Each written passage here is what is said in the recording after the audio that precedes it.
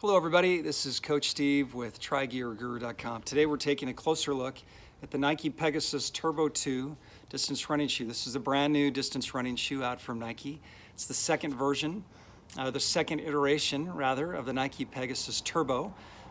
This is the shoe that was redesigned from the ground up as a part of the Breaking 2 Nike project, where they took 3 elite marathoners, gave them everything they could to break the 2-hour marathon barrier. Out of that came the Nike Pegasus Turbo, and now the Nike Pegasus Turbo 2, which incorporates the ZoomX midsole, which is super light, gives you max cushion, and is infused with tiny hydrogen bubbles, so that not only complementing this innovative aerospace material that they use in the midsole, that gives you an 85% energy return, but you get these tiny hydrogen bubbles, so it feels like it springs you forward. Literally, like a trampoline is the closest thing I can describe it when you put these on and run in them.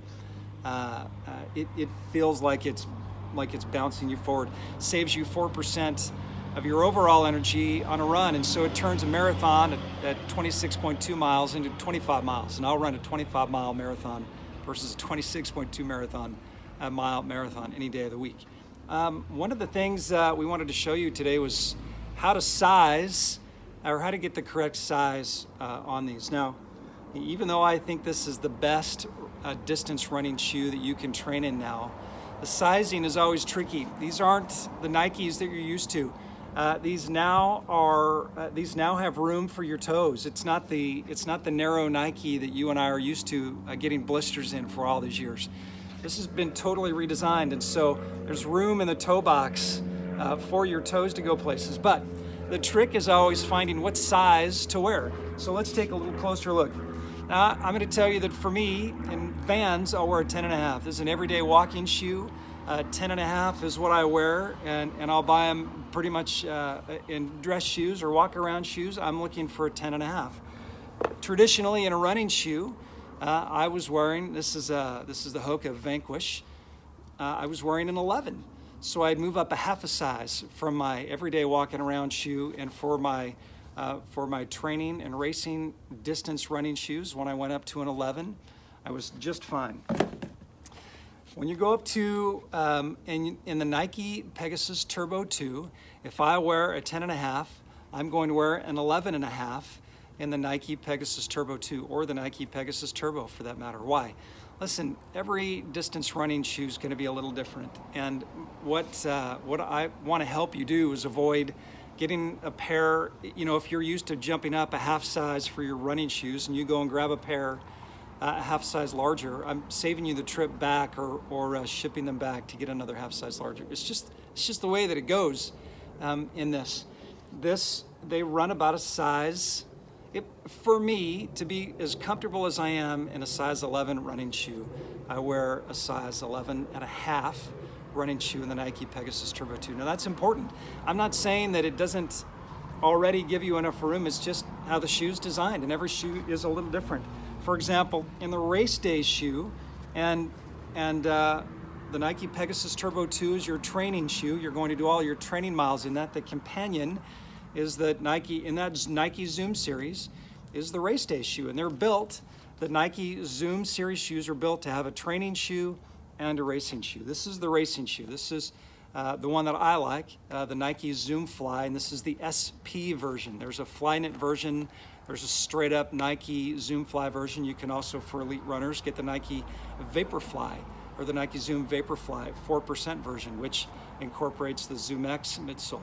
The Zoom Fly shoes incorporate the Zoom midsole, which is the React foam. So you still get all that super lightweight max cushion, but they incorporate a carbon fiber plate, makes the shoe a little stiffer, and still gives you that propulsion that you want.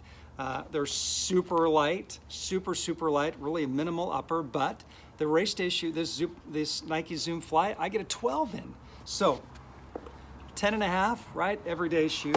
I used to wear a 11 then in a regular running shoe. In the Pegasus Turbo 2, I go up to an 11.5, and then on race day, I wear a 12 in the Nike Zoom Fly SP. That doesn't mean anything negative. It doesn't mean anything positive. It's just the way that shoes are cut. So this is what we do at TryGearGuru.com and RunGearGuru.com. We try and give you our experience that can help you pick the right gear so that you can be the most effective and happy during training and on a race day. So Nike Pegasus Turbo 2. Go get this shoe, but size up a full size from your everyday walking around shoe.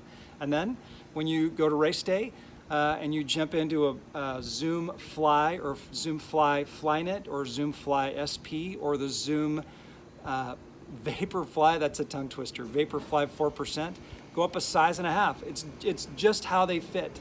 In fact, you know what? On the Zoom Fly Flyknit, I think you can go just a size larger. You don't have to go the full size and a half like you do in the Zoom Fly SP. Going up to an 11 and a half because of the upper, I think is an ideal fit. Okay. For this and a lot more information, you can look at all the rest of the videos out here on Multisport Mojo. Subscribe to our channel and you'll get all these videos in your inbox. Go out to TryGearGuru.com for everything triathlon, RunGearGuru.com for everything running, RideGearGuru.com for the bike, and SwimGearGuru.com for, you guessed it, for swimming. We're everything multisport out here, and we hope this is helpful. Get yourself a pair of these, get them in the right size, and you'll be super happy. Thanks.